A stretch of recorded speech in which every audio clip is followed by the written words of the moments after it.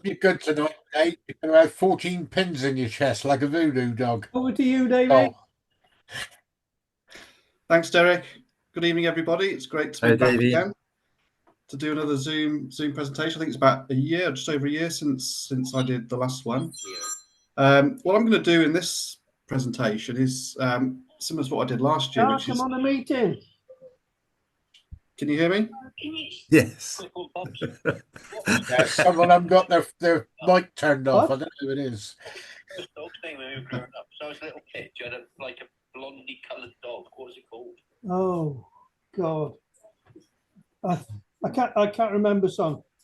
All right. No worries. I'll speak to you later. All right. Cheers. Sorry, Dave. That's okay. You can, if everybody goes on mute, that might help, and then just turn off mute if you want to ask a question.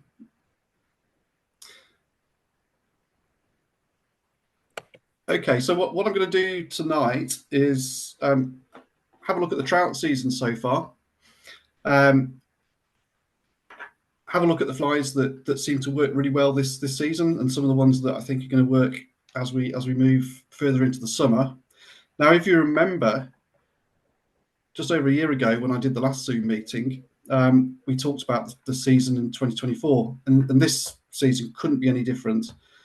You know, a year ago I was talking about rivers being in flood, having a really slow start to the season, having to use big flies, big heavy flies, and I was tying flies like streamer patterns and large nymphs, which we really needed to have any chance of catching fish in the heavy water that we had last year.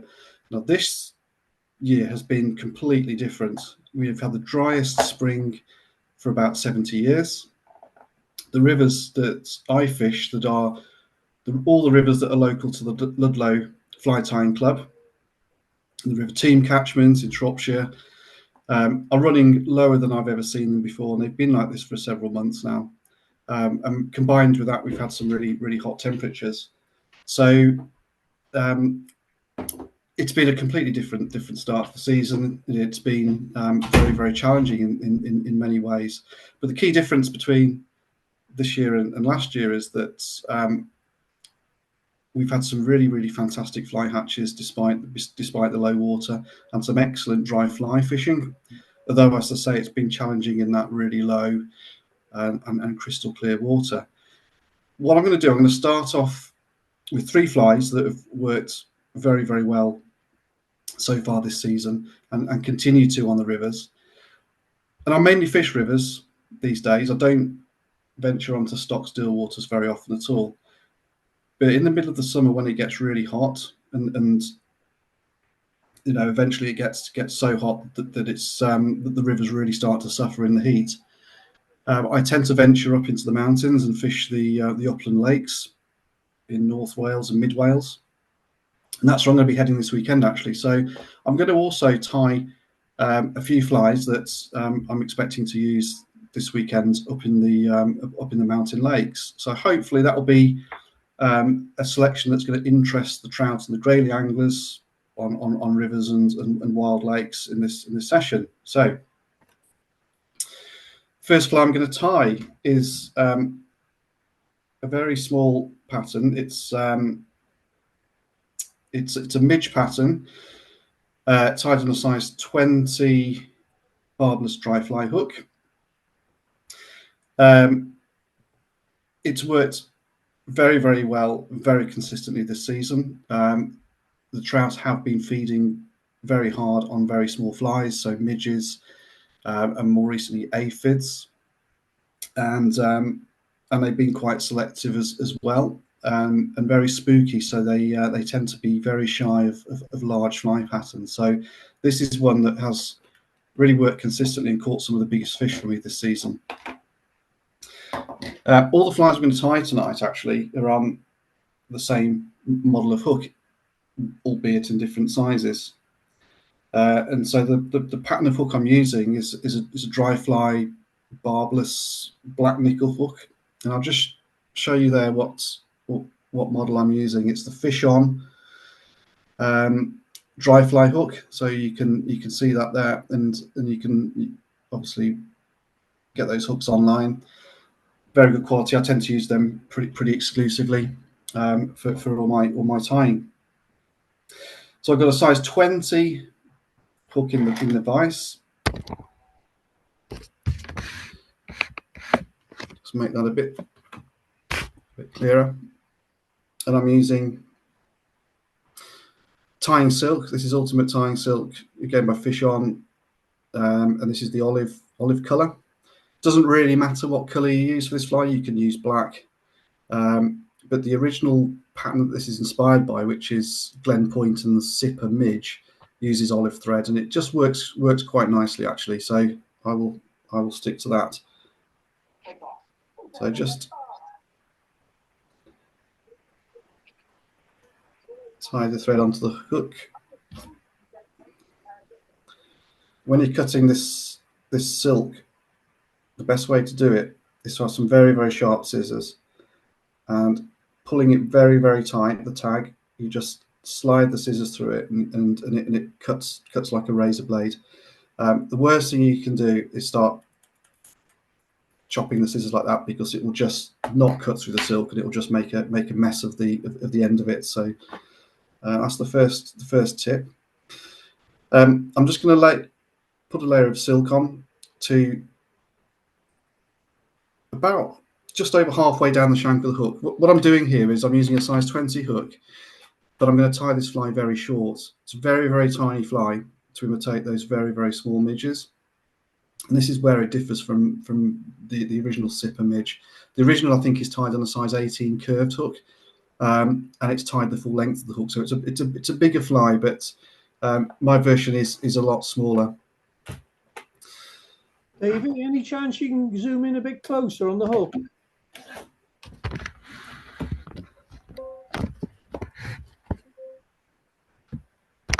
I think that's about it, Derek. Is that any better? I don't know about everybody else, but I can hardly see that.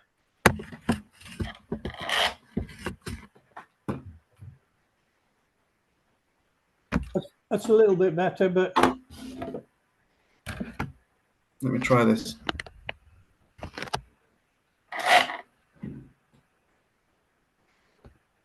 Is that a bit better? It's right by your beard now. Can you get it down about 6 inches?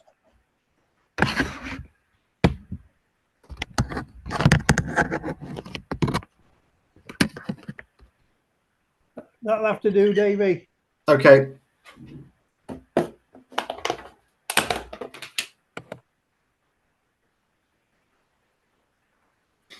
So I'm just now finding a couple of CDC plumes from the box here. A couple of nice fluffy ones.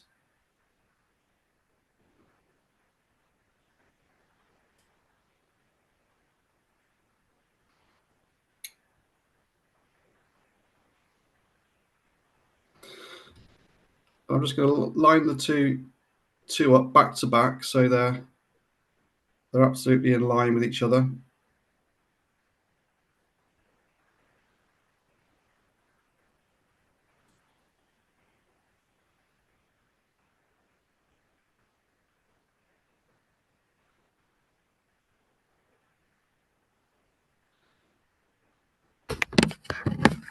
And then just introduce it to the hook, so creating a plume tip at the ends, and you just tie those tips in with the silk. And then what I'm going to do here is I'm going to cut the waist end, but just leave a small tag hanging off the back there, and that just represents the body of the midge, and also gives it a little bit of extra buoyancy, and really helps achieve the profile that you want. Okay. The next part of the fly, I'm going to tie a little bit of flash material. So this is like a crystal flash, a crinkle flash, I think this is called. I'm going to take one strand of this,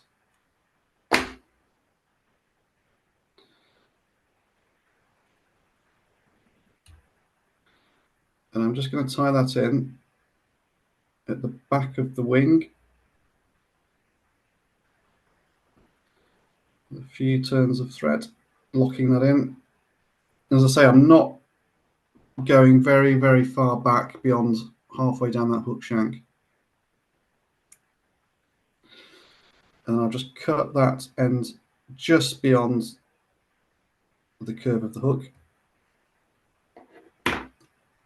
And it just gives it a little bit of flash. It represents the shock of a hatching midge, and just gives a little bit of subtle attraction when that fish is in the water.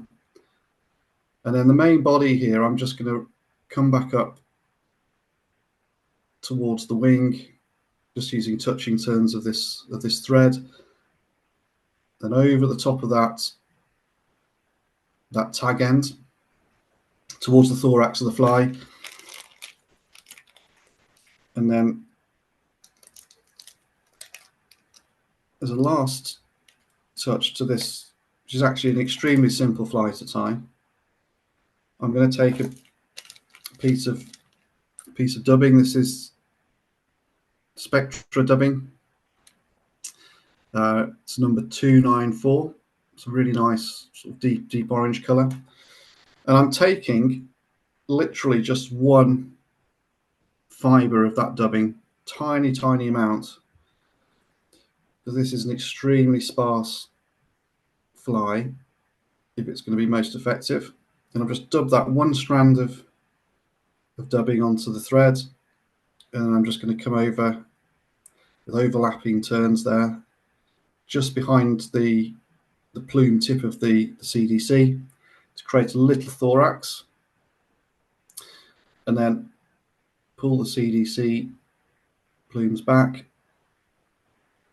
and then put a few turns of thread right in front of the wing, just at the eye. It just cocks that plume up slightly to give the right profile, and then it's a case of tying it off with your whip finisher. What I like to use with these types of flies is just a simple half hitch tool, which allows you to put that knot right in there underneath the wing, not trap any fibers, and it also helps the thread not to jump off the front of the hook when you're trying to put that whip finish on a tiny hook like this. And that's it. That's the finished fly. It is very simple, but it is absolutely deadly when you've got very low water conditions and you've got fish that are swimming around, sipping at flies, and being very, very fussy and very, very spooky in low, shallow water. Does that give a good view, Derek? What lead are you using with that, then, Dave? What's that, Adam? What lead are you using? I generally use about Tip it. 0.001. Well, or just a couple of pounds. just a couple of pounds, yeah. So it's very fine. Yeah, sort of 0.10 or a 0.008 probably, if you want to go really light. So yeah, it's all about light tippets to get the nice presentation with these flies. Yeah.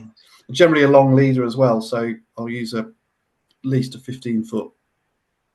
What was the name again, Davey?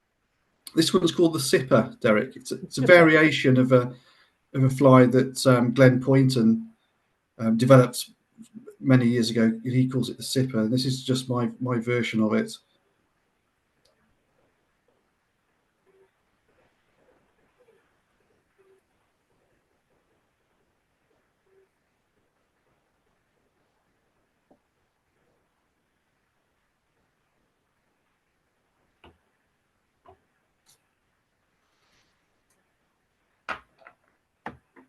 Nobody else got any questions for Davey? No, they're all happy, Dave. Okay, well, please jump in at any point. And if you've got any suggestions or any of your own tips, then please do shout. As I always say, I always like to come away from these sessions learning stuff myself, or or finding better ways of doing things. So don't be shy to say how you might do it, or if there's better ways of achieving the same. So you're pleased to know that's the smallest fly I'm going to tie tonight. So hopefully everything else is going to look a bit clearer on the screen. Did you leave the main stem in on the CDC? I do. So what I'm doing, I'm just taking the plume of the CDC, and I'm just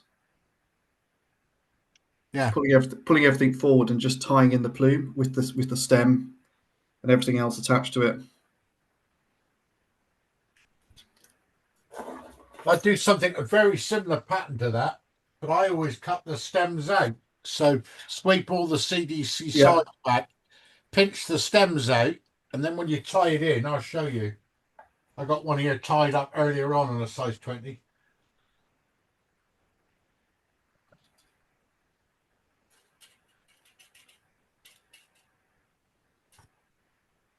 I think you get a slightly better wing. Okay. Can you see that or not? It's a bit out of focus, but I can see. Out of focus. Put a picture on the WhatsApp group, Pete.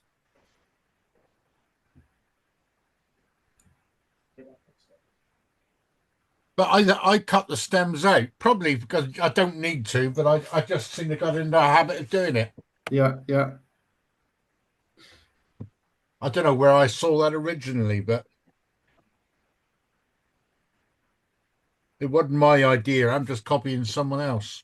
Sure. I know the Spanish guys like to do that with their dry flies. So rather than using the actual whole tip of the feather, I think they use they sort of strip the fibers up and often use that. Pete, There's a lot more fiddly now. Put a picture on the WhatsApp group. Yeah. You say you could pass it to Derek, he's only above you.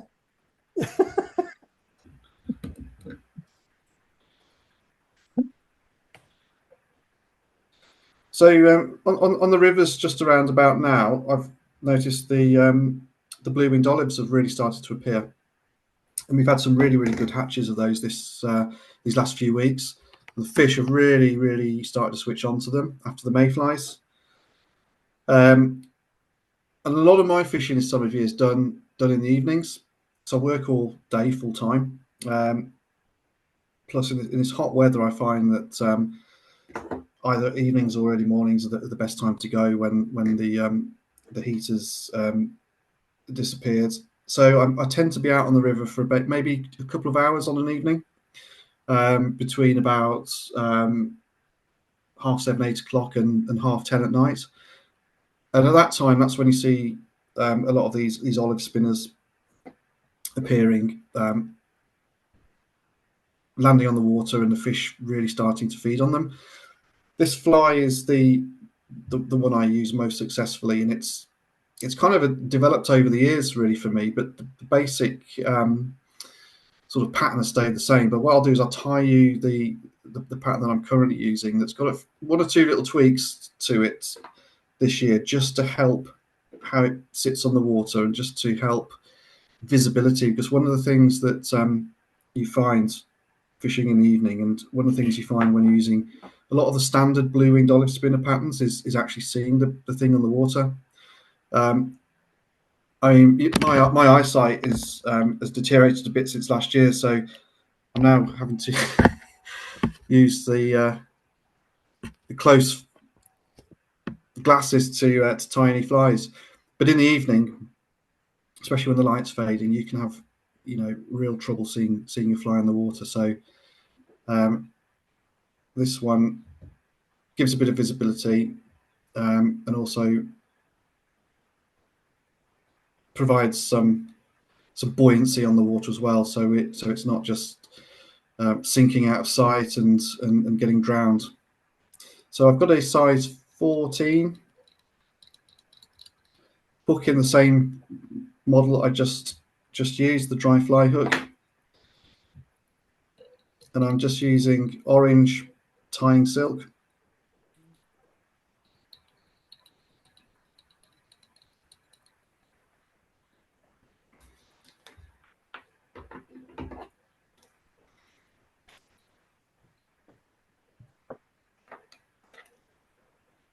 I've just shared it with the group, Dave. I don't know whether you can see it, but it's so similar to your pattern. It's unbelievable.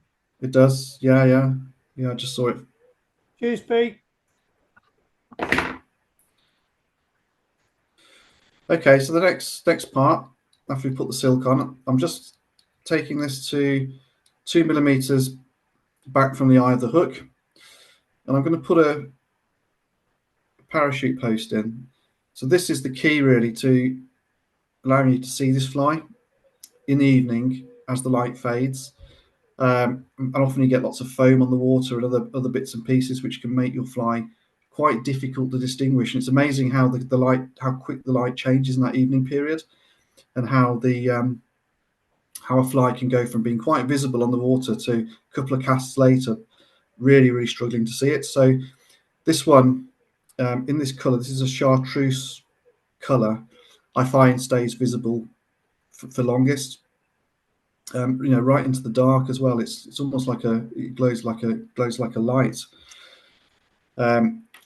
This is just a polypropylene post, similar to what you use for your parachute patterns and your cling camera patterns. The way I like to tie these posts on is to place them across the thread about halfway along the strand, and then I fold it across the thread into 2 pieces. See that? And then you can slide that post up the thread now and just introduce it to the hook. And if you pull that up with your finger and thumb, holding it there quite tightly, that will just sit on right on the top of the hook in the right position. 3 turns in front, 3 turns behind, and that's set there quite nicely on the hook in the right position. And then what I do now is I again hold it with my finger and thumb, pulling it upwards as tight as I can, so it's really strong. And then I put at least 3 turns of silk around that post, just as you would put the parachute hackle in. So that just creates a very stable base to that post, which is very helpful to holding it in place. And then when you come to put the hackle in later on, it's very good at helping the hackle not slip off. Creates quite a nice base point for that, because I've got quite a thin post. This is not a very big fly. I don't want a huge, great, thick post in this fly. This is just to provide a bit of a sighter for you, but you don't really want the fish to see it that much. So the next part of this fly, I'm going to move just back towards the eye of the hook. And the way I dub these sort of patterns is back to front. So rather than going to the end of the hook and working back with the body, what I'm going to do here is I'm going to start the body at the head end, and I'm going to work all the way to the back of the hook. And I'll show you why I'll do that in a minute.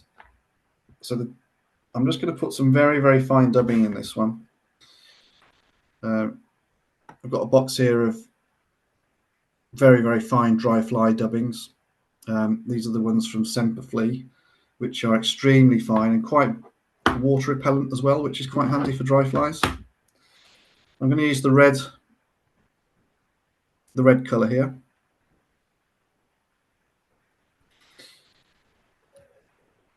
And it's a very sparse dubbing to this fly. That's the secret. You really don't want a thick body on this.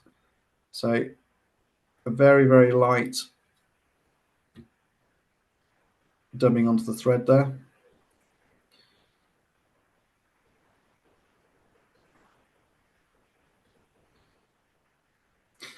Okay, and I'm going to hold that post with finger and thumb, and I'm going to do touching turns of dubbing from the head couple of extra turns around the base of that post, and a couple of extra turns on the other side.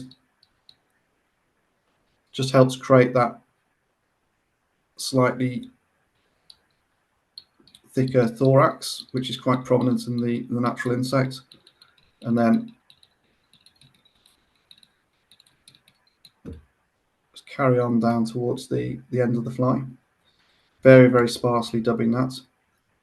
Okay, and this is the reason why I like to work from top to bottom here, because I'm not putting a rib into this fly, because with this tying silk, it is so strong. It's as strong as any wire that you might use. It's in fact, it's probably stronger than a fine wire. So I can actually use this silk to create the ribbon to secure that body in, just by putting in open turns and moving back up the fly. And I'll just take that just to the base of the post. And by doing that as well, it means you can get a bit more control, I find, in creating the very slim taper of that fly as you go up. So if you've got any extra bulk in the abdomen of the fly, you could put a couple of extra turns in, and it could just really help you create that slim profile if you're having trouble with it. Okay. What I'm going to do now is put a hackle in. This is a medium blue dun dyed cock hackle.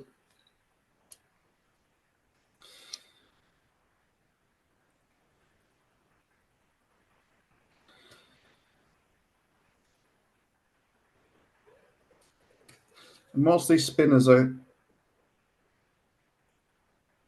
small flies, what I've been doing recently is just putting in hackles that are slightly longer than I used to, because the natural spinner on the water has quite a small body, but you notice that the blue-winged olives have really quite long wings, and when they lie in the water there, the wings almost look disproportionately, longer than the body. So one of the things I do to really help this pattern with its profile, and also the way it floats in the water, is to put a slightly oversized hackle into this, so you create that extra long wing.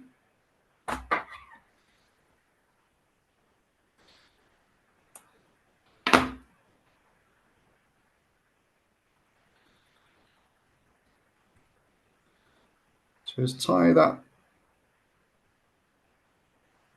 hackle in just at the base of the post.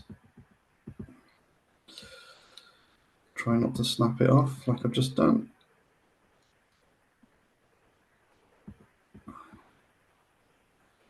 Okay, and then the way I'm going to put this, to turn this hackle, is not like a typical parachute fly. I'm actually going to hackle it like a traditional dry fly,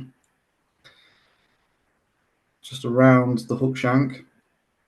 So starting just behind the post, I'm going to put 3 very close turns of this hackle in right behind that post. Okay, and then just gently pinch that hackle and post back, just sweep it back very, very gently, and then come to the front of the post, and I'm going to put a few more turns of this hackle in front of the post. And don't be shy in terms of how many turns you put in, because it also creates a nice suggestion of the thorax of the fly, which is quite large in the naturals actually on these spinner patterns. So there's a good at least five turns in front of the post there, and then just tie that off out the front. Trim the excess.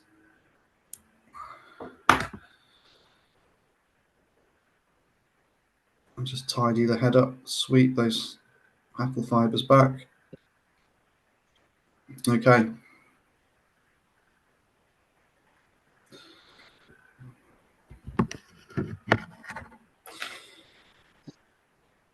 And at this point, I'm going to actually tie the fly off at the head. So just as I did before, I'm just going to use a simple whip finish tool to tie that off. Again, I find it easier than trying to put a half hitch over the top there when you've got all these hackles. Pushes all the hackles away, slips that knot in right underneath, and stops it all bouncing off as well while you're trying to get your fingers in the right position. So that's all secure now. So it's just a case of tidying the fly up a bit. So I'm going to pull the post as tight as I can in a vertical plane, and then I'm going to cut it the length, the same length as those hackle fibers are. The same length as those hackle fibers are. So it gives you quite a nice long post. And again, this is the real key to that visibility when it's on the water. If you have the posts too long, if it's longer than those hackle fibers, what you tend to find is the fly does become unstable on the water. It can often tip over onto the side, which is really, really frustrating because the presentation is useless if it does that, and you're not likely to get a response from the fish. So what you want for this fly is you want it to land perfectly in position every single cast, flat on the water surface, parachute post sticking up, so it's visible from the moment it hits the water, and you can just track it all the way downstream. That's the idea of the design of this fly. So really the key part of this now, in terms of getting that presentation, we've got that parachute post in, we've got this oversized hackle. So the real crucial part now is I turn the fly over in the vise, and then I'm just going to pinch back the hackle fibers on the upper half of the fly, which then leaves everything on the underside half sticking out, and then I'm just going to trim all of those off. So holding those upper fibers very tight in your fingers keeps them out of the way, and you can just literally go in with your scissors and just trim everything else that's sticking out as tight as you can to the hook.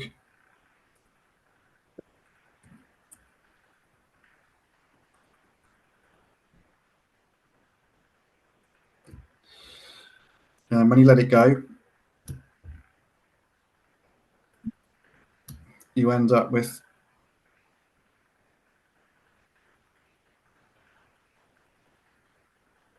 basically all the hackle fibers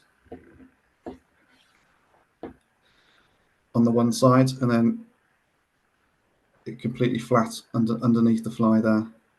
And that is really key to giving you that spinner profile. So when that sits on the water, the hackle fibers splay out, and it really, really does give that suggestion of the wings of the spinner lying flat on the surface of the water. It gives you extra buoyancy because you've got the hackle fibers going all around the top there, so you've got that extra buoyancy holding that post in place. And then the third real advantage of this design of fly is that it really reduces spinning of the leader when you're casting. It's really frustrating sometimes when you've got these wings that stick out like little propellers. If you're using really fine tippets as well, is when you're casting in the air, the fly spins and your leader just kinks up. It's really, really frustrating. So this doesn't do that. It's a good idea, I think, though, to use a slightly thicker diameter tippet when you're fishing late in the evening with these spinner patterns, for two reasons really. One is that I don't think the fish really mind. I don't think that they take much notice of the diameter of the tippet on the water, and in the evening as well. Probably it's less visible. And then the other reason is it does help reduce that spinning when it's casting, and also a lot of the big fish come out at night. You're very likely to hook into some of the bigger trout in the river, and having that thicker tippet just prevents you breaking off some of those big fish that you might hook. So that's my top tip for a evening spinner pattern, which is working very well this time of year.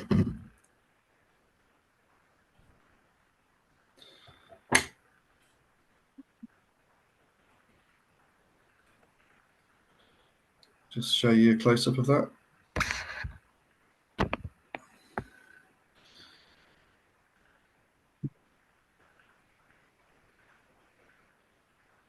You can see that. You see the profile there of the hackle, which creates those splayed wings. It's a very stable fly. It lands very nicely. It flies like a shuttlecock through the air when you cast it.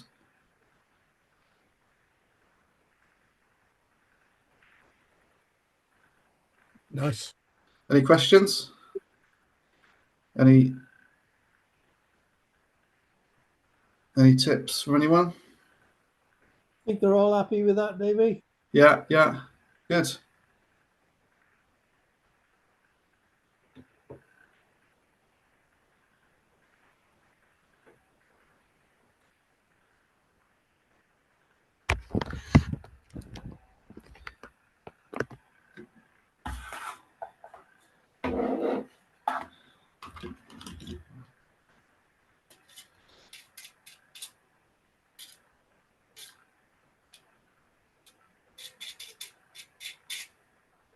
What size hook was that one on again, Dave?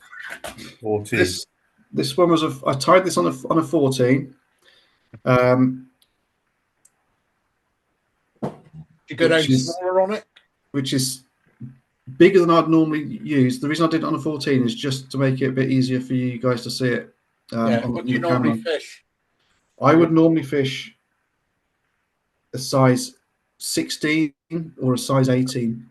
Usually a size 18 actually, because they're not big-bodied flies, but with an oversized hackle, you get that extra length of the wing.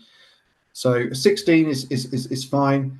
I've been having most success using a size 18 recently, which I know is very small for these sorts of flies, but the fish have been extremely fussy. The water's so shallow, and the fish are moving in such shallow water, and they're really fussy with their feeding at the moment. But the size 18 version of this, they've been absolutely hammering it. It's been extremely effective. Thank you. I mean, the other thing as well is that you can use this style to imitate other olive patterns as well. And a few weeks ago, sort of before the mayfly, in fact, the olive uprights were flying around, and the yellow mayduns as well. Now they're bigger than this, but you can use the same design, and you can perhaps just alter the colour of the body if you like. I find a pheasant tail body is really good for olive upright spinners, and then for the maydun, I mean, you could put a yellow body in, but I don't think colour really matters with these dry flies, to be honest with you. I think it's the size and the profile. So if you use a slightly a bigger one, so you can go up to a size 12 for the olive uprights. I tend to use the same design for these spinner patterns. Quick and easy to tie as well. Oh yeah, I mean, this is the thing, as most of you know, most of my flies are simple flies that I catch fish with, essentially. So, and I think over time, I kind of simplify my patterns, so they really focus on the sort of functional features of the fly, like I described, but also those triggers that are really important. So for this one, I've extended the length of the hackles that I used to use. I found, it does get a better response from the fish, I'm sure, and just increasing the length of that parachute post just helps you see it better in the water. And it's those tiny little things that quite often, when you're out there, you're fishing and you've only got short windows of time when the fish are feeding or when the light's there. You want to make every single cast count, every single drift of that fly. You want to make it just right, because that could be your only chance of getting a fish. Or if you're in a competition, obviously, catching that one extra fish that can put you right up into the winning place, making the difference between hitting the frame or not. Right, so this will be the last dry fly I tie for the rivers. It's another one that's really effective during this sort of hot summer period. This is a bigger pattern. This is a caddis pattern now. So we've done a midge, we've done an olive pattern. Complete the holy trinity now, as it were, with a caddis. Now these are the three insect groups that are really key for trout and grayling, throughout the year, but most particularly during the summer period when these flies are hatching in abundance, and the fish are really selecting them. So this is a caddis pattern, slightly bigger hook, same model as I said. This is a size 14.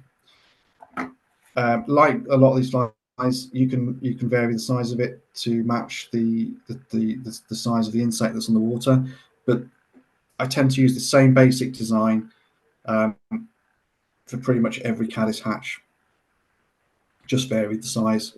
Size 14 is a good general pattern, and it's a very good fly if you're fishing maybe during the daytime, and there's not a lot going on in the water, and you want to search the water rather than waiting for rising fish all the time.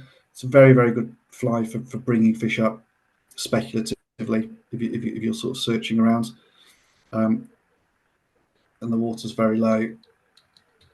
So I'm just using the same thread as the last fly. So this is the orange coloured ultimate tying silk.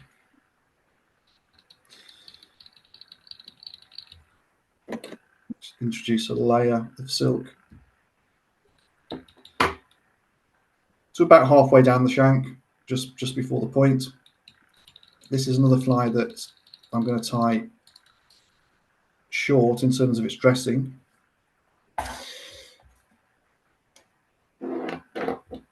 And then the body of this fly, I'm going to create a little detached body, and I'm going to use some dubbing to do that. So this dubbing here is a very, very fine version of the dry fly dubbing, and it's got little fine strands of UV in it as well, which whether it makes a difference or not, it's debatable, but I do quite like the extra little bit of flash there, particularly on when you're daytime fishing in the sun. You do tend to get that reflection off the fly, and it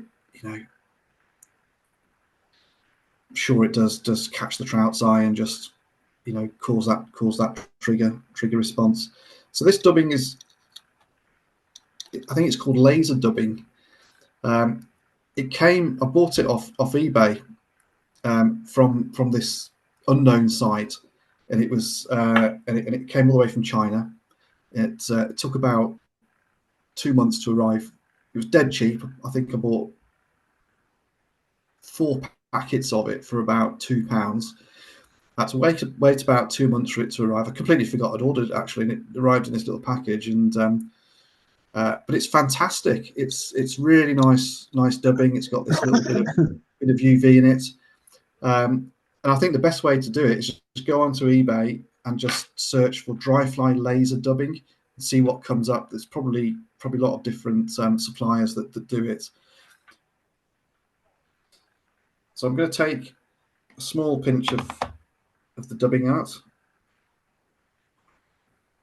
And what I do now is I just create a rope, because this dubbing is so fine, but it's also quite strong as well. What I can do is twist it between my finger and my thumb. And so I'll twist it in opposite directions. And then you can actually then allow that in the middle to twist up on itself. Okay. So you get a little rope that's twisted back on itself, which forms a lovely detached body for this fly.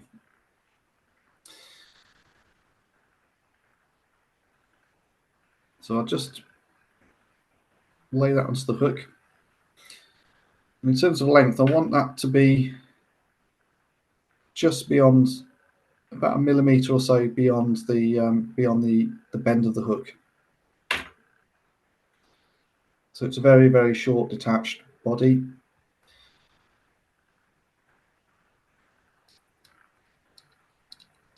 And just tie that in.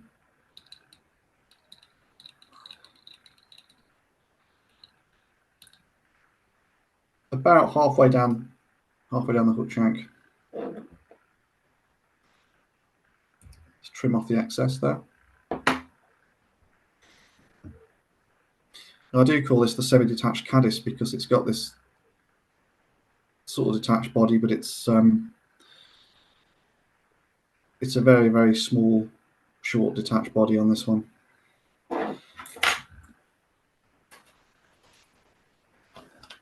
And then the main part of the body, I'm going to use squirrel dubbing.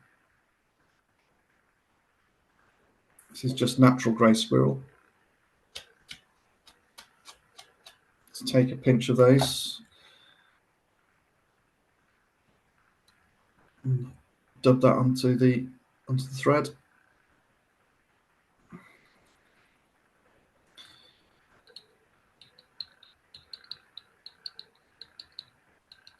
And then just moving back up there, just create a nice spiky body with that dubbing.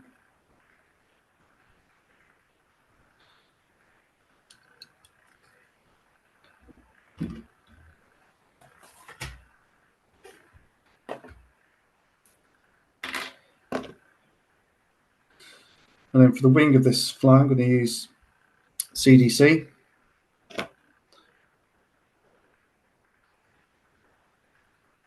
So I'm going to use 2 CDC feathers for this wing. You could use 3 if you wanted a slightly thicker, more buoyant wing, or if you're using a bigger hook, wanted a bigger fly. I tend to use 2 back to back, just like before, and keeping those on the stalk just as I did before. Stroke those together so you create the length you want in the wing. And what I'm looking for is the length of that wing just about matching the very tip of that semi-detached body. Okay. Tie that in with the pinch and loop.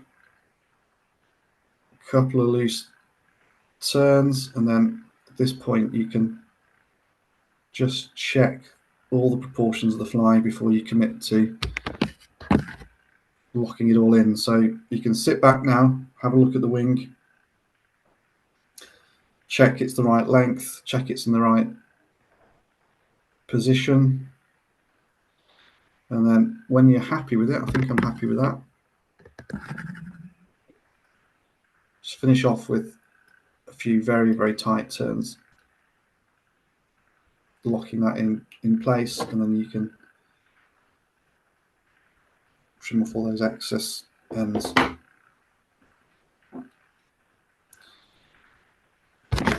Okay. And then back to the squirrel again. Really, really good dubbing squirrel is I use it for a lot of my flies. I'm going to take some of the more spiky fibres of the squirrel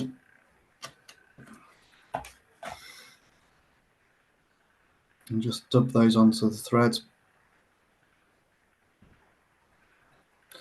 So fairly loosely, you don't need to put them on too tight, because what I'm trying to create here is a very, very spiky head. So this caddis, a very scruffy head. So just tie that dubbing in to create that head of the fly. And sweep those fibres back. 3 turns there just to finish off with the head, and then whip finish or a half hitch.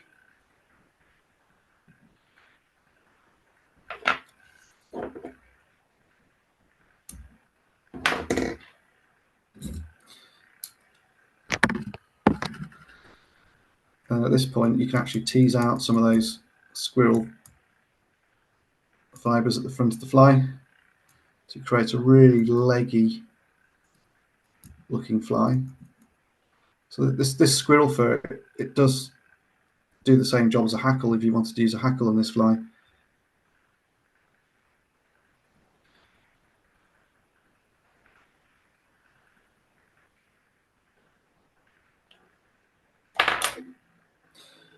That's it. Very, very useful caddis to have. Really, really good general fly to use this time of year to attract the fish. Very good if the fish aren't really responding to very much. It does often get them get a reaction.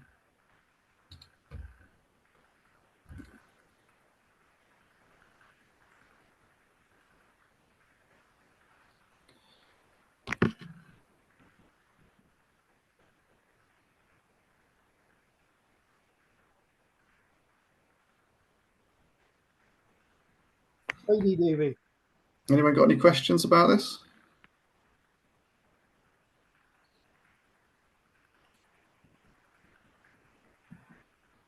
Is that dubbing you're using? Is that very much like the old niche dry body synthetic? Yeah, it's very, very, very similar. Yeah, it's a very, very fine synthetic. And it's got this little bit of UV flash in it. I'm going to use another colour of that in a minute, actually, for another fly. Yeah, it's a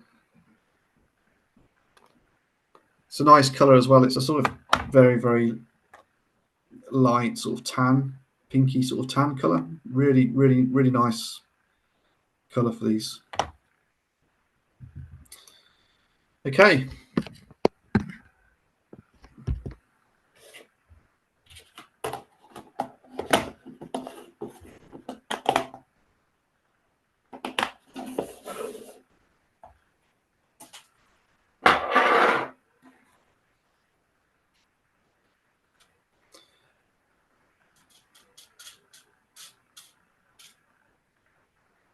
So I'm still using the same box of hooks. I'm not going to use anything else tonight. No, we're not going to do any nymphs or anything else. So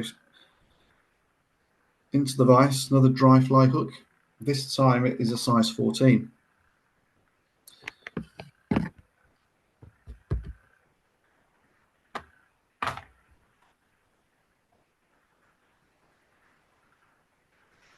And this fly is definitely one for the mountain lakes this time of year. You tend to get a lot of those black flies hatching, the heather flies they're called. which form a really, really important part of the trout's diet during the summer. The Latin name for the heather fly is Bibbio, hence the traditional wet fly pattern, the Bibbio. That's what it imitates. So this is my version of a dry fly imitation of the Bibbio, which is very, very effective on those Welsh mountain lakes. So I'm going to use a black thread. Again, this is the same tying silk that I've used before.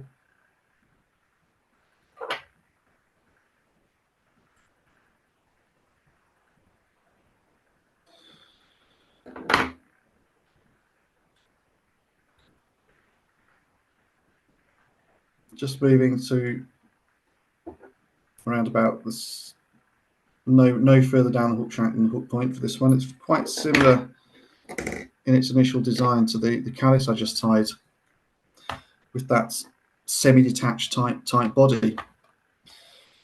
Okay, so what I'm going to do to form the body is the same dubbing that we were just talking about, but instead of using the tan, I'm going to use this one here, which is the black version. So it still has a few flecks of this UV in it, but essentially it's just a very dark, synthetic, fine dubbing material. So I'm going to do very similar to what I did with the caddis pattern in creating the body of this fly. Slightly bigger fly, this one. And the heather fly itself is quite a large fly. If you ever see them, they're quite bulky. So don't be afraid to create a slightly thicker body for these flies than you did for the caddis. So again, I'm just going to pinch that dubbing into a rope, and then I'm going to twist in opposite directions between finger and thumb,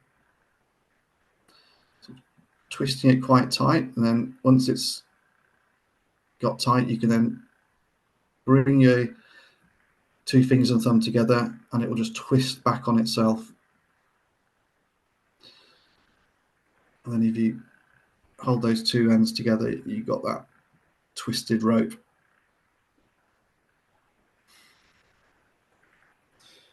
So you just introduce that to the hook, and again, I want it to extend probably about 1 or 2 millimeters from the end of the hook, not too far.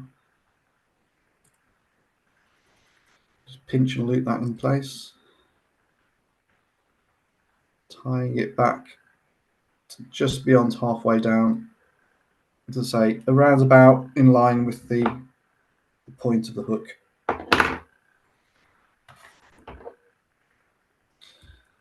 Trim off the excess from the front.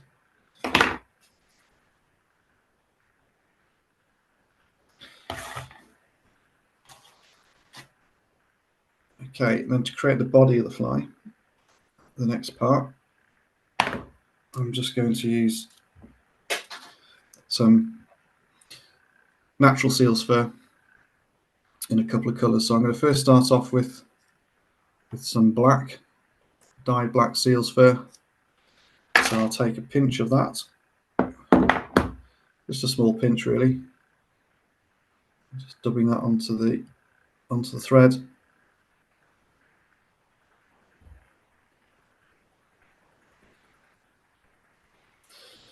And I'm just going to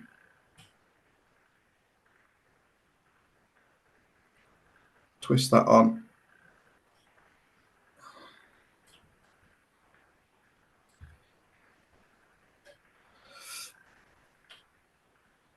Just in front of the detached body, and it doesn't matter if it's a bit scruffy. The real attraction of seal's fur is it is very spiky. It is very good at creating air pockets, so it's very, very nice, buoyant, sheds water very easily, as well as being attractive to the fish.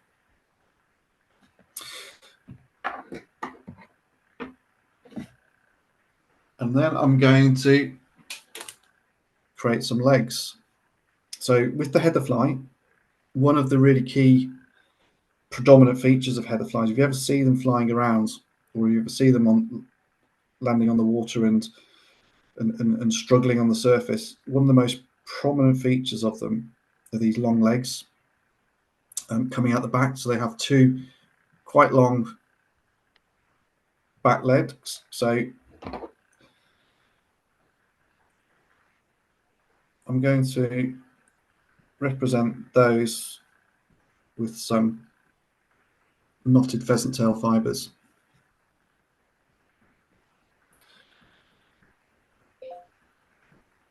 So these are pre-knotted fibres, and I'm going to take 4 of these. So what that gives me is it gives me essentially two legs on each side. As I say, with the natural insect, they're quite long, trailing legs. So I think it's probably quite a key trigger feature that the fish spot when the heather flies are on the water.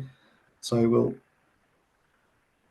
tie those legs in so they're extending just beyond the end of that detached body.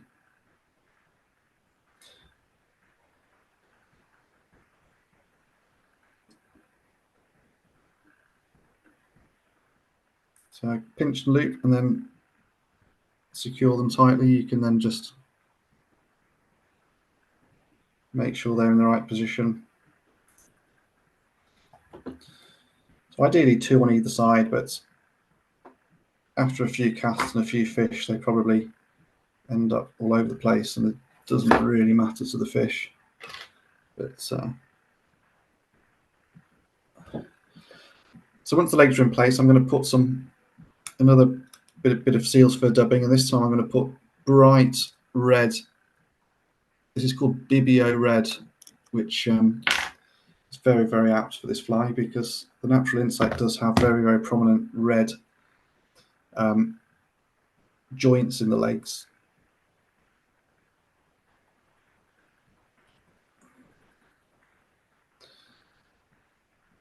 And of course, the traditional Bibbio fly has this dubbing in the center of it. So we just put in basically a little spot of that dubbing there.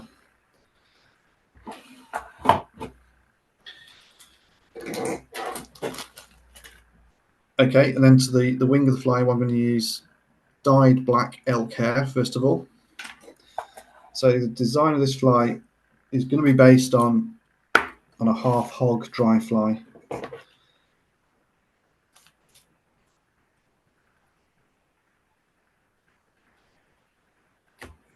Okay, so I've just cut a bunch of that dyed black elk hair. Not a very thick piece, first of all. We don't want to make this too thick at this stage because we're going to put several pieces of this wing in. Just add it to the hair stacker. Give it a few taps to get those hairs all lined up neatly, and then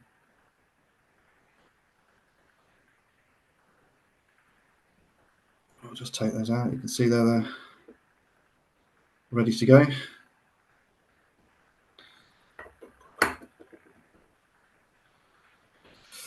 And at this point, you can just holding the bunch really tight at the stalk, give it a few flicks just to get rid of a lot of this fine hair that you get, the underfur of the elk hair. You don't really want that at all. And you can just pull out any stray fibers and then introduce that to the top of the hook. And I'm going to make sure that the tips of those fibers are the same length as the bend of the hook. That's a really good guide to the right length for the wing of these.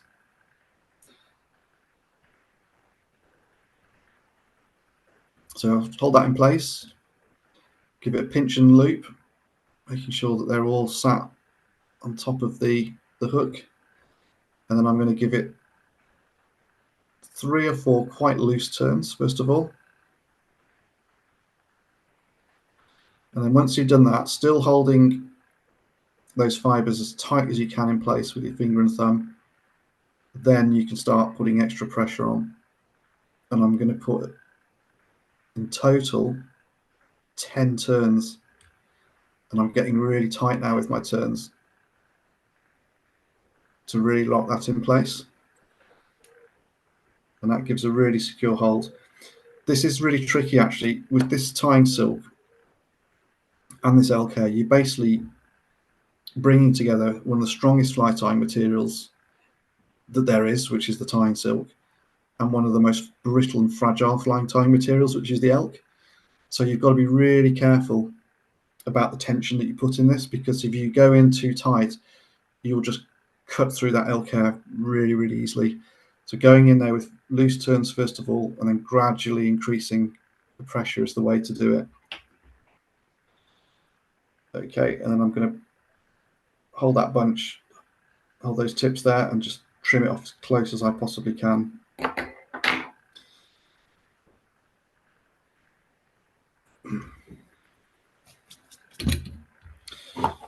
Okay, and then the next bit, I'm just going to put a little pinch of black seal's fur onto the thread again, just enough to cover the tied-in stalks of that elk hair. So you just really need 1 or 2 turns of that seal's fur, just to cover those stalks and just to cover any bare thread that you might see underneath that fly. Okay, and then the second part of the wing, I'm going to use a piece of the same material that I tied the parachute post in. So this is the ultra dry yarn from Fish On, in fact, but it's just a standard polypropylene yarn that you can use. That's very, very buoyant, very, very good at shedding water.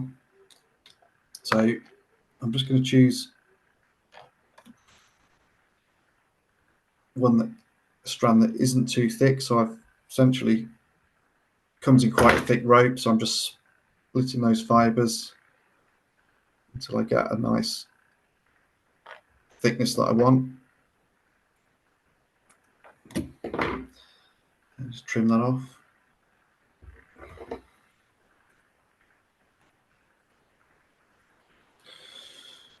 I'm just going to lie that over the top of that elk hair wing that I've just put in. So exactly the same length, so matching the length of the tips of the yarn to the elk hair tips.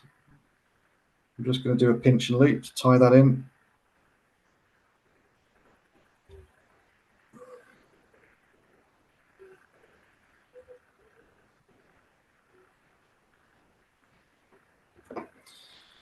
Just trim off the excess.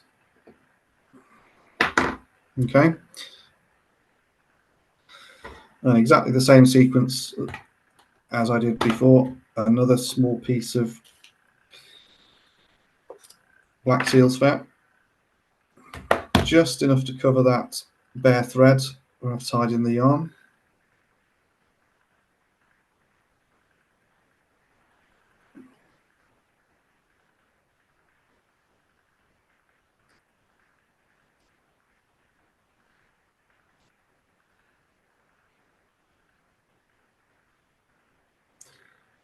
There we go. And the final part of the wing is another bunch of elk hair. So you've essentially got three parts of this wing. You've got an under wing of elk hair, then you've got sandwiched in the middle, you've got this polypropylene yarn. The sole purpose of that really is for buoyancy. So it helps create more air pockets. It helps sort of create more spaces in the wing. but it also itself is very buoyant, and it really helps shed water. So when you're casting, a couple of false casts, it's very good at shedding that water and getting the fly on the water. And then when if you're fishing in on some of these mountain lakes where there's quite a breeze blowing, it really helps keep that fly up on the wave, which is really key to the success of this fly. Once they start drowning and sort of turning into a wet fly, you can still get fish, but I find that they're much more effective if they're riding high on the surface, even if you're pulling them. So just another bunch of elk. Again, don't go mad with this. You want quite a sparse bunch. Because obviously the thicker you go, the more difficult it is to tie in. And when you get towards the head of this fly, you can run out of space quite quickly, and you can start really sort of encroaching on the eye of the hook, which not only causes a problem with the tying part, but when you're out on the water, there's nothing worse than having an eye that's covered in covered in material, and you're trying to thread your monofilament through, and you're having to sort of push a needle or a hook through, and it's blowing a gale, it's tipping down as red. You're wanting to get your fly out, and you're there desperately trying to get your mono through the eye of the hook. It's very frustrating. So we'll try and make sure we've got plenty of space there to work with by the time we get to the eye. And the other thing that's worth mentioning is that when I tie dry flies in general, but particularly ones that involve deer hair or elk hair like this, I tend to put the hook in the vise tilted upwards. I don't know if you might have noticed that already, actually, with all the flies I've been tying tonight. So I really sort of tilt those upwards, and the reason is that when I start to get to the eye of the hook, it just helps prevent that thread and the bobbin just jumping off the front. Because it's very frustrating especially with really small dry flies, that you've created this really nice fly, you get to the head and suddenly you put a hackle in, and then your thread jumps off, and you have to start again. Having that hook angled, I mean, you can even go to almost like a 45-degree angle if you really want, just to secure it. It doesn't really affect the tying of the fly, but it just helps keep that thread on the hook at that final stage. If you're really not feeling confident, you can always put in a single half hitch between stages of tying. So if you're tying a wing, put just one little half hitch in it. That'll just keep it on the hook and prevent it jumping off. But I tend to go for the angling the hook up in the vise. And incidentally, I tend to do the opposite. If I'm tying nymphs where I've got tungsten beads, I do the opposite. I actually have the hook tilted downwards. That helps keep the tungsten bead flush against the eye of the hook during your tying, prevents it bouncing, sliding up back over the hook. I know some people use super glue for their tungsten beads to hold them in place, but I just don't think it's necessary. I never bother really. It just adds more time to tying. But having it tilted the opposite way really just helps keep everything in place.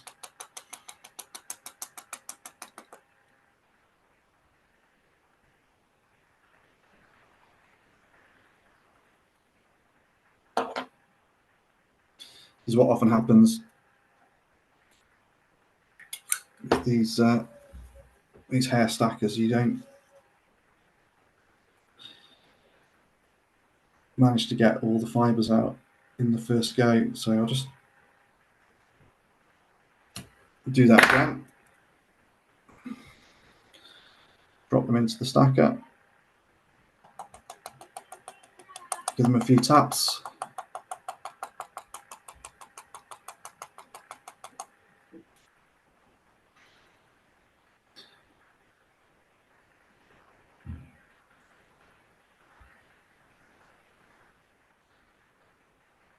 There we go.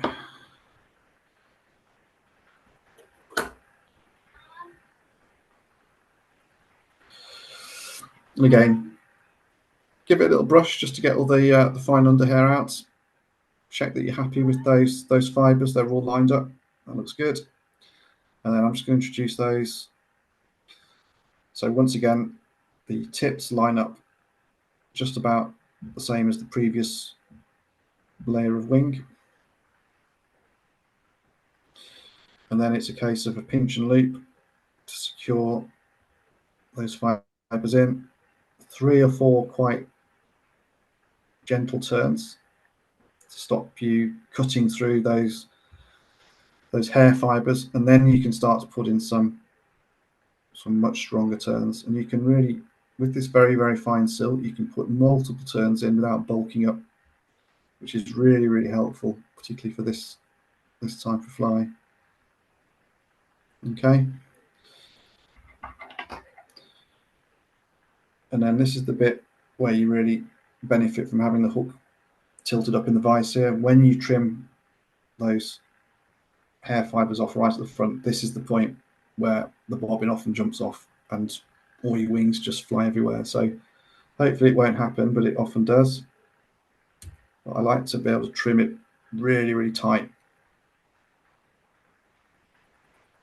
so you get a nice clean eye. And then it's a case of just tidying up the head.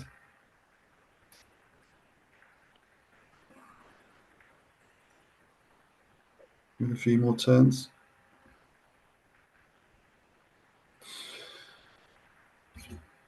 And then dropping your whip finish, or your half hitch in my case.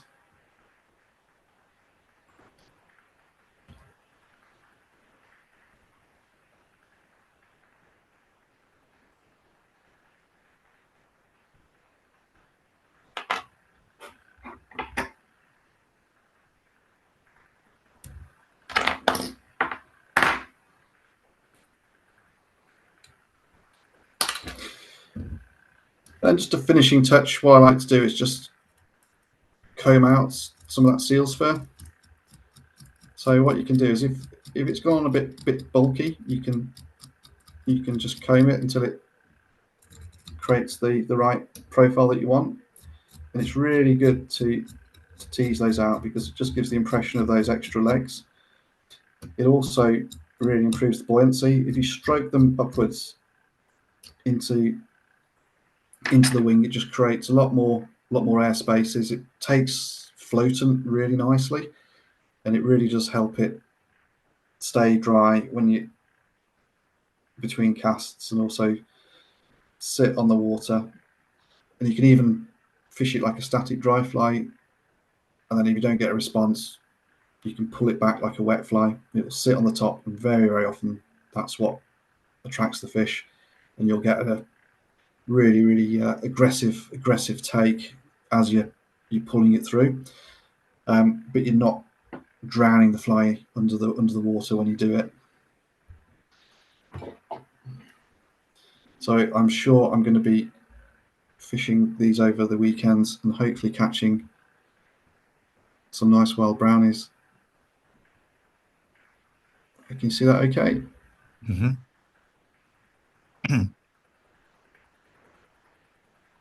Well, nice profile as well, isn't it? That's a Bibbio. Yeah, yeah. I've messed around with this sort of fly for a while, and I've been watching the naturals flying around and just trying to get the right proportions. And this is the one that I'm currently favouring, both for its sort of profile, but also the way it fishes on the water as well. So this is a size 14, which I think is about the right size. I know most people probably go for a size 12 for their Bibbios. You could do that. I just find a slightly smaller fly can be more effective, particularly if it's you're fishing in more calm conditions in the summer. But it's really, really effective fly.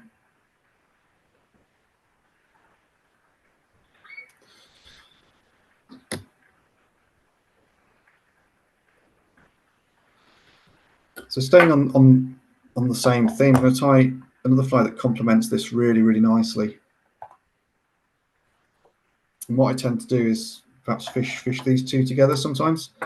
So I'll fish this as a, if the fish are really selectively feeding on the naturals and they're rising, I'll often fish this as a single dry fly targeting rising fish, or maybe two of those together. But quite often, you know, you're out there searching for fish, and I'll often fish this like as a team of flies with either wet flies on the same cast or another bob fly on the surface. So this next fly goes really well.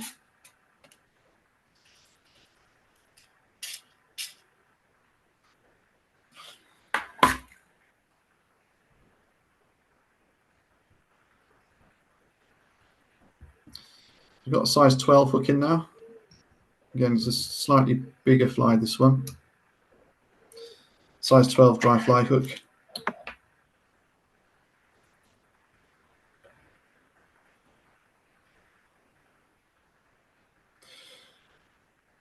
Same black tyne silk.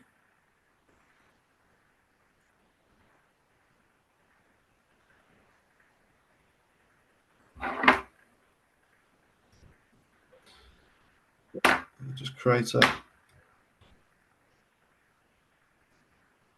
base of silk.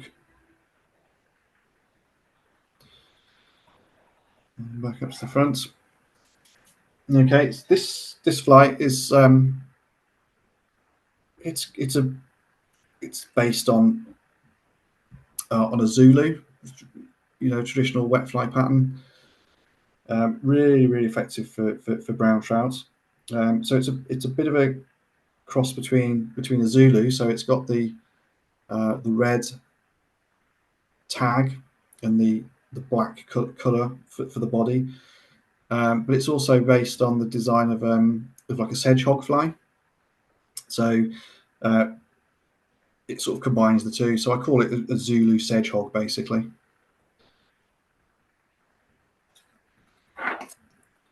So the first thing I'm going to do is put that tag in, and I'm using, for this one, I'm using Globrite floss. This is Globrite number 4. You can use red wool if you like, but I love the Globrite. is very vivid. Keeps the color very nicely in the water as well. Okay, so the way I tie these tags in, I'll take my single strand of Globrite floss, and I'm going to double that over on itself once, and I'm going to double it over on itself a second time.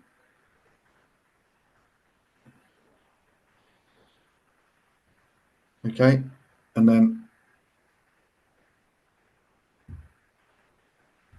what I'm going to do now, I'm effectively going to double it over a third time, but I'm going to do that on the thread. So similar method to I showed with the parachute post. What I'm going to do is fold that over the thread between my finger and thumb. Okay, so that's on the thread there. You can slide it up and down, and then just bring that over to the top side of the hook shank, and then you can just tie that in. Nice touching turns of silk down the body, and I'm going to go just about as far as the point of the hook.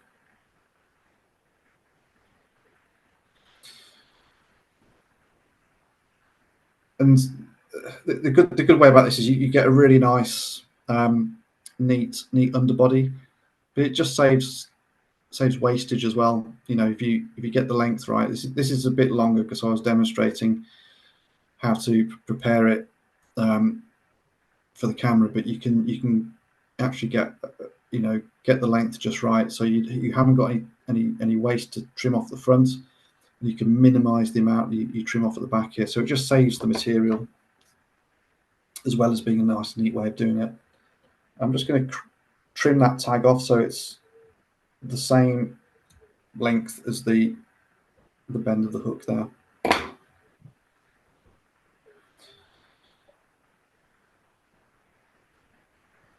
Just come back up over that underbody, and then I'm going to add a little bit of extra sparkle to this as well, which I think it does work. It does tend to give it that little bit of extra traction.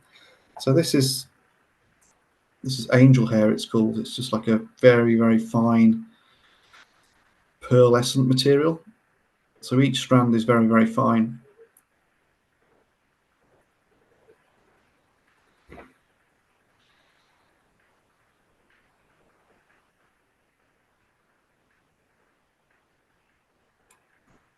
Okay, I'm just going to take a small number of those. So there's probably about 3 or 4 actual individual fibers.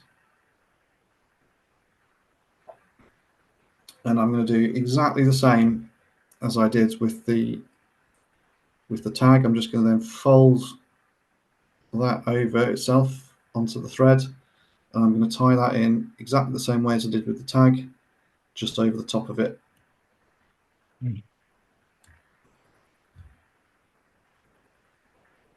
Okay, so you got a little bit of that flash material just over the top of the over the tag, and then I'm going to trim that off so it's just slightly longer than the red tag, maybe about 1 millimeter, no more than that. So that just sort of covers that tag.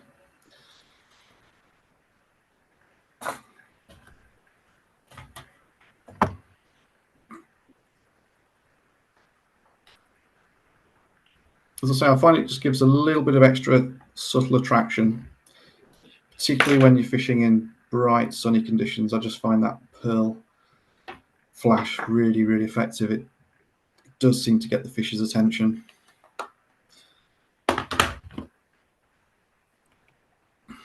Okay, I'm going to go back to the seal's fur. Again, I'm going to take black dyed seal's fur.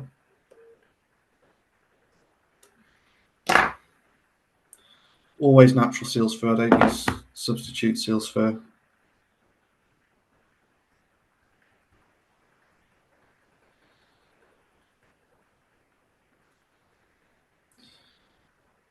Okay, I'm just going to create a little bit of a body just in front of that tag.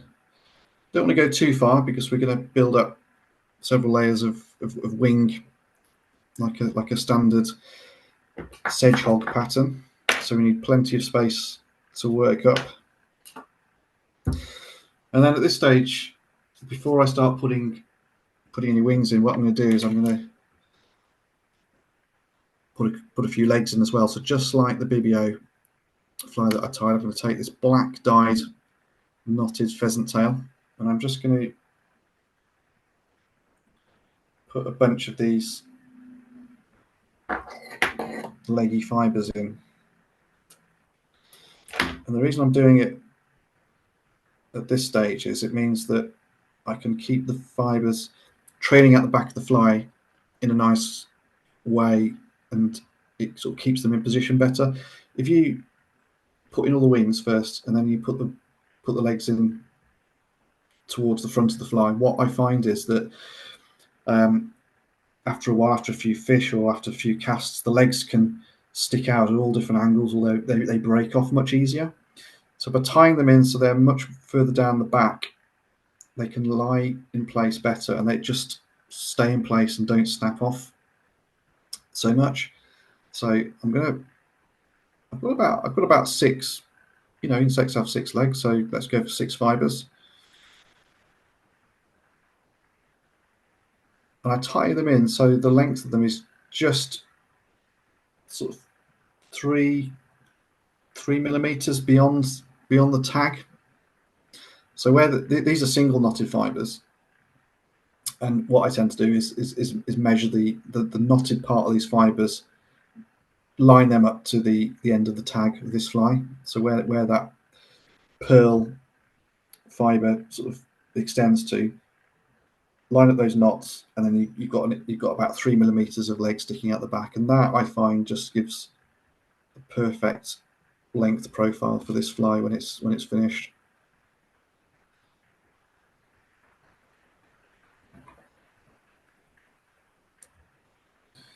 I just tie them in over the top. I don't bother trying to sort of get them spaced around the side or separated. Just tie them over the top there, because when they're sat in the water, those legs are prominent. I think they also help keep the fly sat up in the water as well, as opposed to if they're pointing downwards or at the side. Okay, so what I'm going to do now is tie in successive layers of elk hair for the wing. So the first one, very similar to the Bibbio I just tied. What I tend to do with these sedgehog type flies is put the first wing in, which is the one that's furthest at the back. Keep it fairly sparse. Don't go too chunky with it. And then I put the middle one in as the most chunky, and then at the end of the hook towards the eye, go sparse again. It helps with the tying, but also it just helps create a nice profile of the wing. It's very, very personal thing, I suppose. You can have them the same thickness if you like, but the real danger with these flies is if you sort of make the back end of the fly too thick, I find.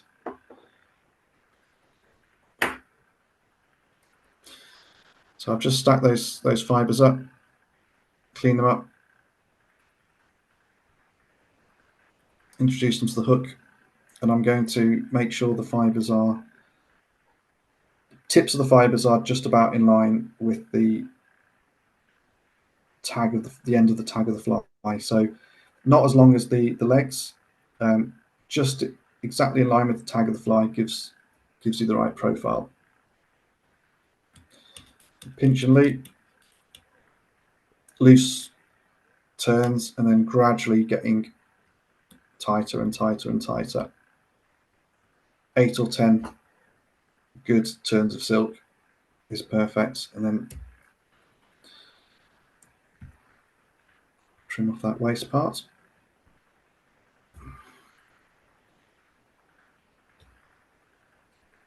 Okay, then as before, the sequence we're going to follow now is wing in, a bit of seal's fur dubbing to cover those fibres, then the next wing, bit of seal's fur to cover those fibres and those bare threads, and we keep doing that. Sometimes I use dark claret dubbing for this fly. If you want something slightly different, I'm using black for this one because that's the standard colour really. That's the sort of traditional sort of Zulu coloration. But you can use a dark claret if you want something that's subtly different, and that's often quite a good colour for these upland lakes.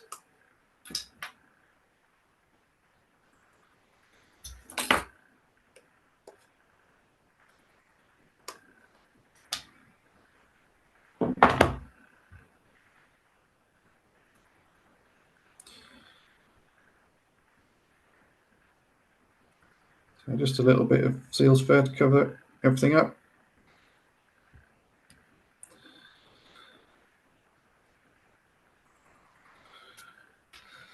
And then we're ready for the next sequence of ring. So I'm going to make this bunch slightly thicker than the previous one.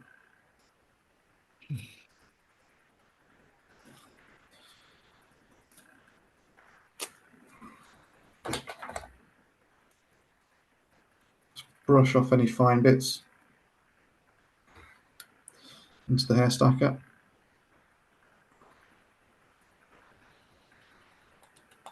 Give it some taps.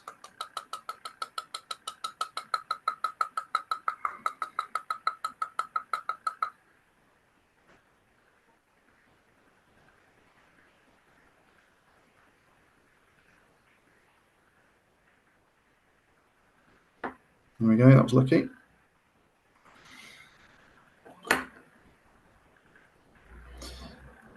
I've used lots of different hair stackers over the years, incidentally, and you know, I did even tempt myself into buying one of those like really expensive. I think it was what TMCO, I think it was. Really expensive hair stacker, and I just didn't really get on with them. And then I've just gone back to this one. This is one I bought years and years ago for £2 from eBay, and I just go back to it. So I've kind of got rid of all those expensive ones, and I just use this one because I just find it it just works so much better. So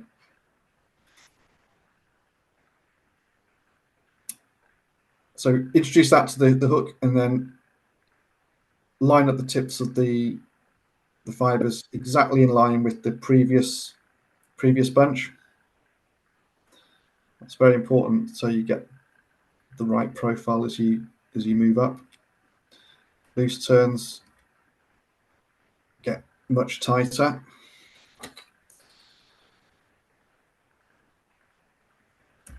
Trim that off as close as you can. That's why putting more turns in than, if in doubt, put more turns in at this point is good, because when you try and trim those off as close as you can, having all those turns really tight just really secures that wing in. Otherwise you can just end up pulling it apart. It just comes with experience and practice to know how many you need to do and how tight to apply the pressure. So here we go again, some seal's fur to cover all those things up.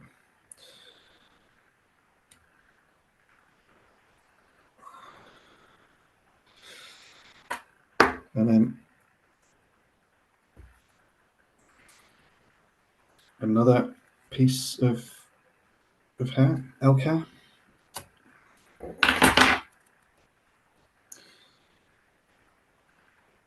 So this is number 3. And again, go for a fairly thicker bunch than the first one, about the same as the previous one. Where'd you get your elk hair from, Dave? I get it from various places, but I find the best one, which is slightly finer. I mean, this is in many ways is perhaps a bit more like deer hair, but this is from Fish On. They've started doing dyed elk hair now. Oh, cool. They used to only do the natural elk hair, but they just a couple of years ago started doing the dyed stuff, and it's really nice. It's not. I have to say. I mean, I know I use a lot of their stuff, and I've mentioned them. I'm not officially affiliated with, with or sponsored by Fish On or anything else. I'm purely. No, it's good products, isn't it? Yeah, it's pure. I'm purely just telling you what I personally use. So Yeah, I'm not sort of pushing any products at all. But this is nice. It's quite a fine elk hair actually. Yeah, it works really nice. Got another one which I used previously, which is a Vineyard one, and it's really rough. You know, it's much thicker, and I find for some of these smaller patterns, it was a little bit more difficult to work with. Okay, so there's the next bit stacked up, ready to go.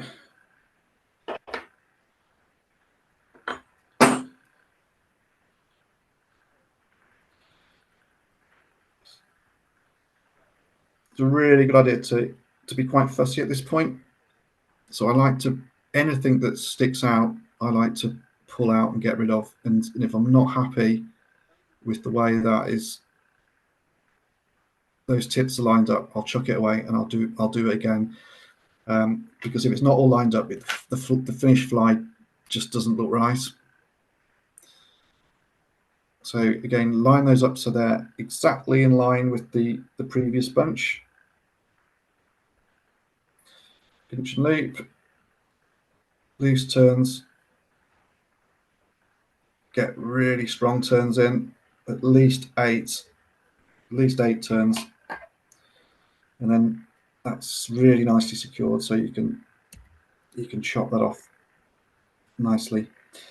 So I haven't got loads of stalks to fiddle around with trimming off. If you do it really tight and you get the bunch together, you can usually do it in one slice, which makes everything much neater. So I've got 3 bunches in there on a size 12 hook. I'll squeeze another one in. I think technically a sedgehog needs to have at least 4 bunches.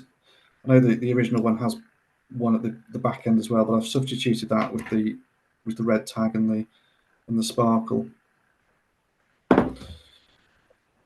So a little pinch of seal's fur again.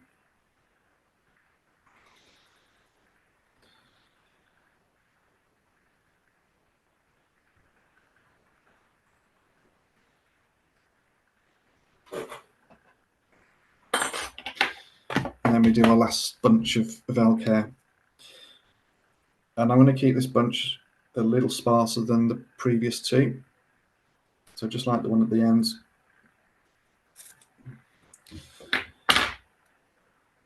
By doing that, it just helps not bulk up too much at the front of the fly when you're working towards the eye, and you don't want it too bulky there. And it also, I think it just gives the right profile to the fly.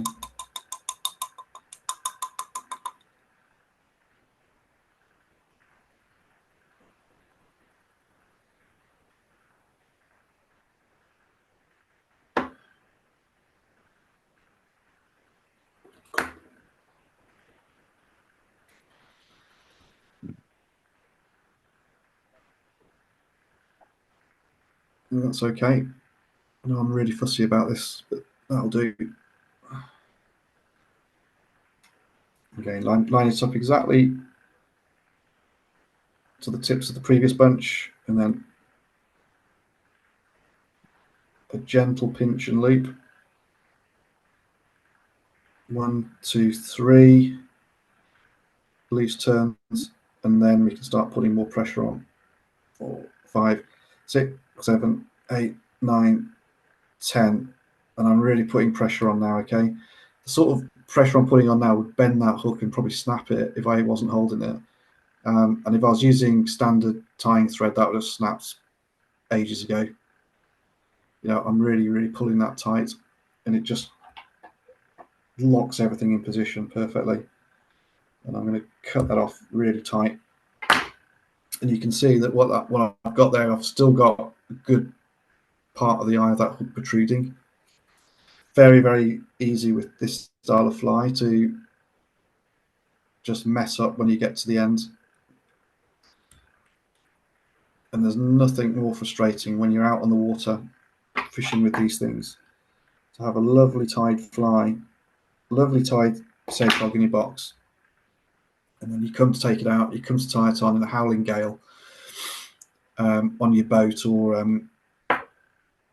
wherever, and you can't find the eye, you can't get the line through, and you spend ages trying to thread it through. It's very frustrating. So I like to have in mind all the time how efficient this is going to be when I'm out fishing. So that'll do. I'll just tie that off in the usual manner. I mean, you could, if you wanted, put a hackle in at this point, giving it a bit more buoyancy. I don't tend to bother really. So I've got 4 bunches of elk hair packed in nice and tightly.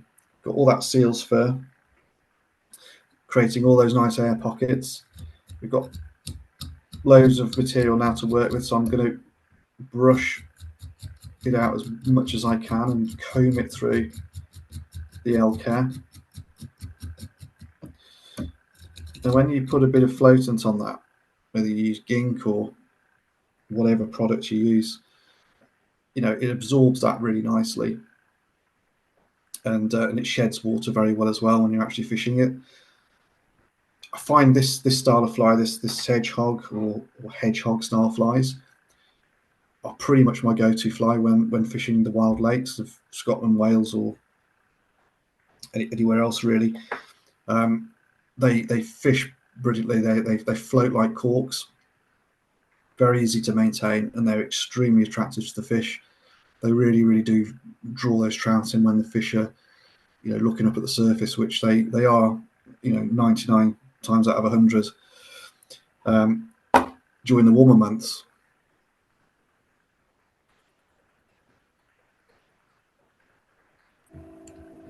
Dave, do you ever put the other colours in the bunch of wings? Like you've got the red at the back. Do you ever put it in the middle as well? Can do. There's a version of this that is like a Bibbio, where it doesn't have the red tag, but it has the seal's fur in the centre. So just like I did. I've done some with citrus green. And Yeah, I I do too. Yeah.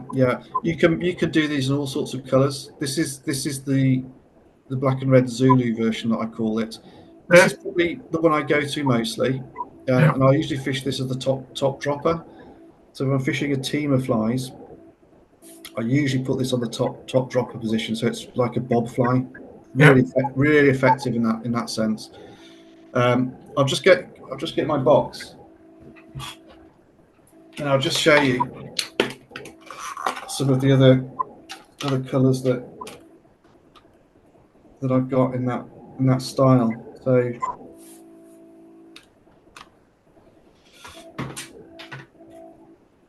this is quite a useful one. That's a brown version. Really nice when you get those brown sedges on the water. And I've got even lighter version.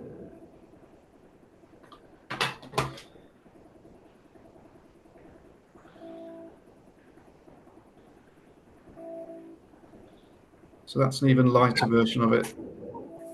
Very much like a cinnamon sedge. Yeah, nice. So yeah, you can do them in different colours. But that basic style of fly is one that I use very, very often. Is the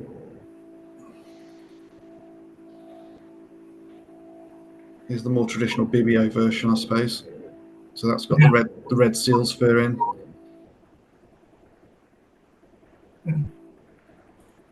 Very nice. Thank you.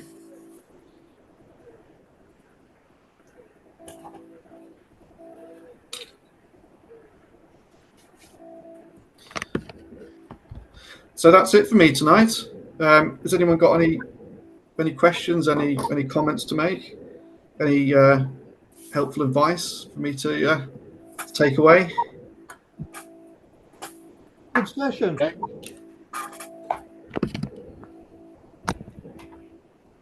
Cheers, Davey. Thank you very much. Very good. Very much, yeah. Good night. Thank you very much, David. Thank you now. Thank you. Bye. Thank you. Take care, Davey. Bye. Bye now. David.